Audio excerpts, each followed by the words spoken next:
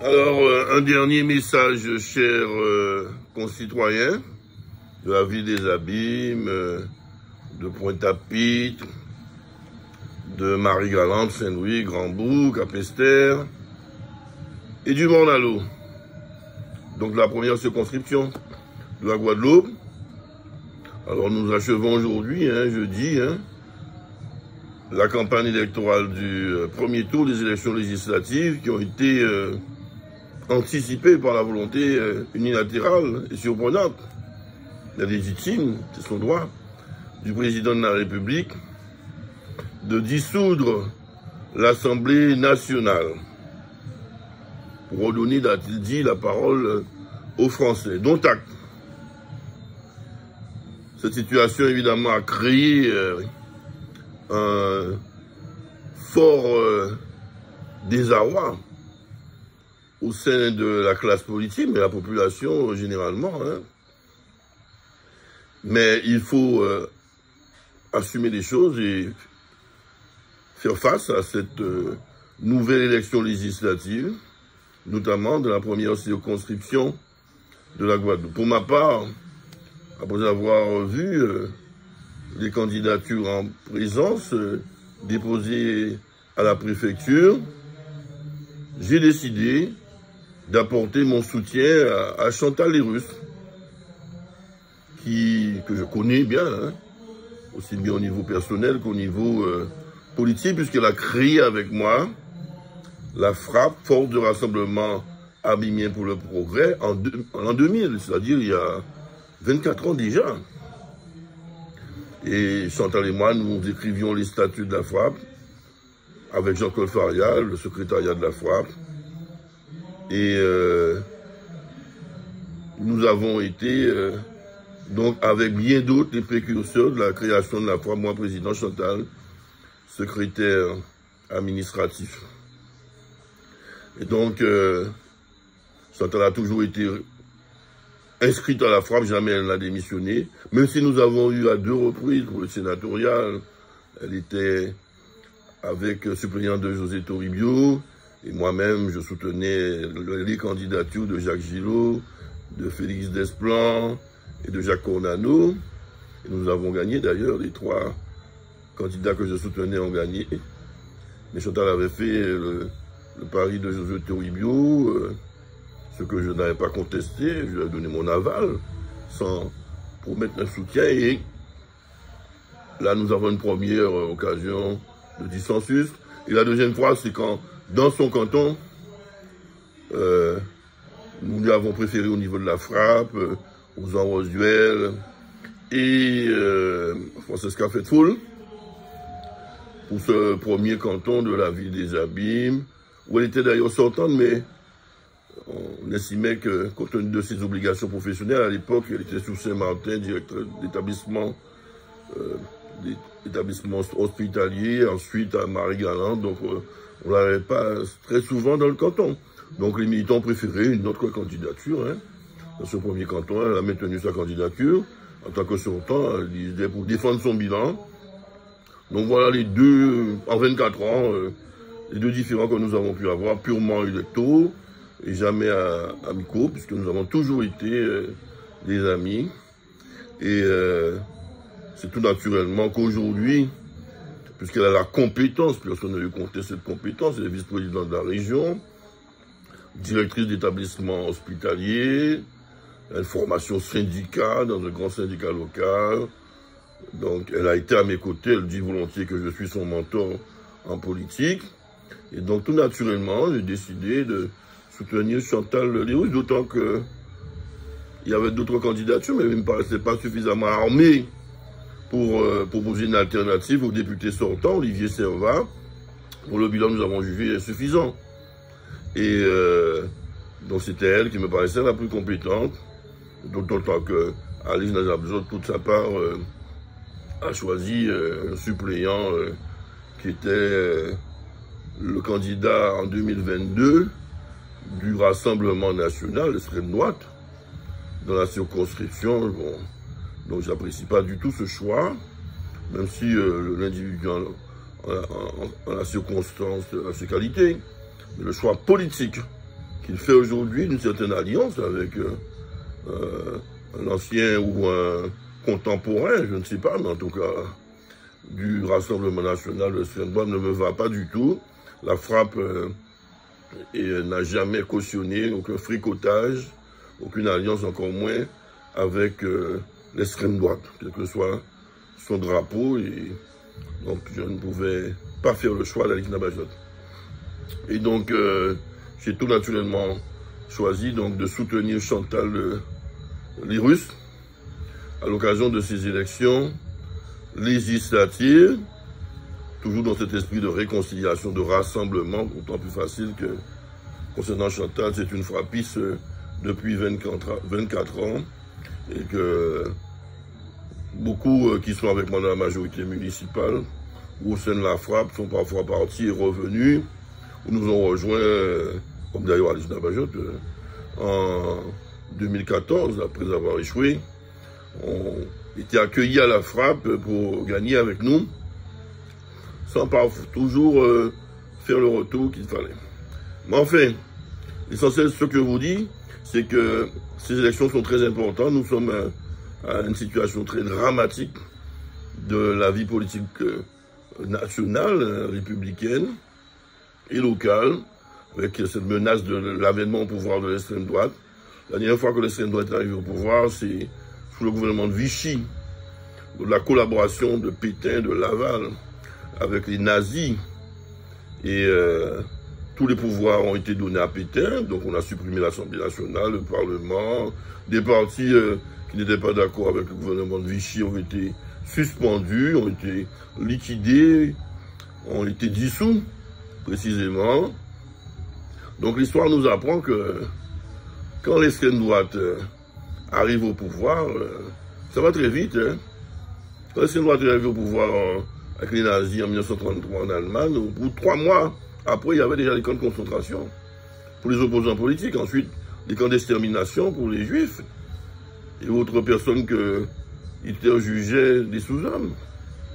On joue pas, on ne fricote pas avec le fascisme, l'extrême droite, qui nous a coûté lors de la Seconde Guerre mondiale 80 millions de morts. 80 millions de morts. Alors, on ne va pas faire l'expérience, je l'espère, de l'extrême droite. Il se cache derrière une vitrine parfois attrayante. On sait flatter le peuple. Mais très rapidement, ça dérive de la dissolution des partis opposants, de la presse opposante et des discriminations raciales, ethniques, culturelles. En France, des maires de Front National qui ont dissous les associations culturelles qui n'étaient pas de leur bord, qu'ils estimaient trop de gauche ou trop immigrés, etc., etc., etc. Alors, on ne doit pas prendre de risques avec tout ça. Alors, je vous invite, évidemment, à ne pas faire le choix de l'extrême droite, évidemment, à l'occasion de ces élections législatives, la première circonscription de la Guadeloupe. Et tout naturellement de se pencher vers Chantal Lyrus, qui est sans doute celle qui rassemble le plus, hein, la gauche, progressiste, humaniste, écologique, et antiraciste, évidemment, anti-xénophobie. Et même au-delà, certains centres, donc un vrai front populaire et républicain, guadeloupéen, à l'occasion de ces élections législatives de la première circonscription. Et donc, faites-lui confiance. Et je pense qu'on pourra en outre aider toutes les communes de la circonscription. Servan n'a rien fait, en tout cas pour la vie des Abîmes. Je ne vois pas qu'est-ce qu'il a apporté aux forces vives au niveau de la vie des Abîmes. Et les autres maires pourront témoigner que dans les autres communes, je ne pense pas qu'il a un bilan florissant. Et pour la Guadeloupe même, à part son expression là, tu vas la fermer, qui a défrayé la chronique, je ne vois pas qu'est-ce qu'il a apporté de très très reluisant. Mais enfin bref, on doit tourner le dos à Olivier Servat pour pouvoir propulser vers l'avant Chantal Lyrus qui aura à cœur de défendre nos dossiers dans le domaine sanitaire et social où elle est spécialiste, mais dans d'autres domaines où aussi elle pourra nous accompagner. et défendre nos intérêts. Et ça, elle pourra l'expliquer d'ailleurs mieux que je ne saurais le faire. Alors, voilà. Et nous avons, je parle aux abîmes particulièrement, un grand combat mené en 2026 au municipal pour continuer le changement au niveau de la vie des abîmes, de Cap Excellence. Et donc je les invite évidemment à m'aider, soutenir ma candidate avec qui j'ai déjà pratiquement contracté pour qu'elle puisse nous aider en 2026. Et elle le dit souvent, elle est candidate à qu'un mandat. Elle n'est pas là pour cumuler les mandats de député et maire, d'ailleurs on ne peut pas. Et elle sera à nos côtés pour nous aider en 2026 pour gagner le combat. C'est pas gagner d'avance, il ne faut jamais négliger l'adversaire, même si on l'a battu à plat de couture en 2020, faut jamais sous-estimer un adversaire. Et donc il faut bien se préparer, et que mettre tous les atouts de notre côté, nous Abimiens, vous frappistes particulièrement, mais les concitoyens et les amis généralement, pour qu'on nous puisse nous permettre de continuer le changement.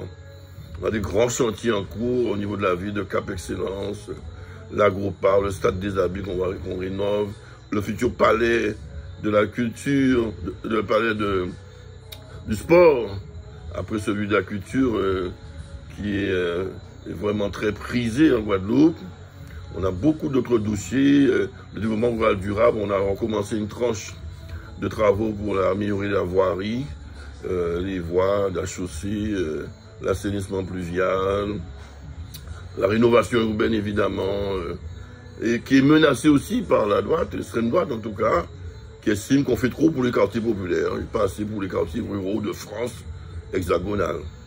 Et donc qui dit quartier populaire, éminemment, pensons aux quartiers d'outre-mer qui sont concernés par la rénovation urbaine, singulièrement Pointe-à-Pitre et les abîmes, dans cette première circonscription de la Guadeloupe. Alors attention à ces menaces qui pèsent sur nous en cas d'arrivée au pouvoir, au niveau de la France généralement, de l'extrême droite. Mais gardons espoir, Chantal en tout état de cause, saura nous défendre pied à pied, au niveau de l'Assemblée nationale, auprès du gouvernement, quel qu'il soit, et auprès d'autres forces vives qui pourront aussi l'épauler. Voilà, que puis-je dire de plus qui ne soit superfétatoire? Je ne veux pas être trop long, mais je vous demande instamment, population des abîmes de grâce, population de Marie-Galante de grâce, de Morne-à-l'Eau de grâce, de Pointe-à-Pitre de grâce,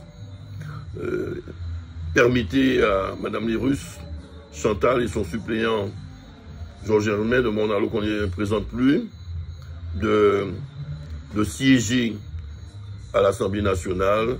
Et pour cela, évidemment, il faudra, après avoir convaincu, qu'elle puisse le vaincre, et après avoir vaincu, qu'elle puisse agir pour cette première circonscription de la Guadeloupe généralement, mais aussi la République française, menacée par l'extrémisme de droite qui pèse comme un couvercle sur nous, sur nos consciences, sur notre développement, notre avenir, notamment face au grand enjeu qu'est celui du dérèglement climatique, ce grand défi qu'on doit relever. On sait bien que ces partis d'extrême droite, de droite extrême, sont climato-sceptiques, ils veulent rien faire pour lutter contre cela, alors qu'on voit déjà les prémices, et c'est un euphémisme, du dérèglement climatique paisible un peu partout dans le monde, et également en Guadeloupe. Alors, soutenez Chantal, les Russes, aidez-la, encouragez-la. Son combat, c'est notre combat. Sa victoire sera notre victoire.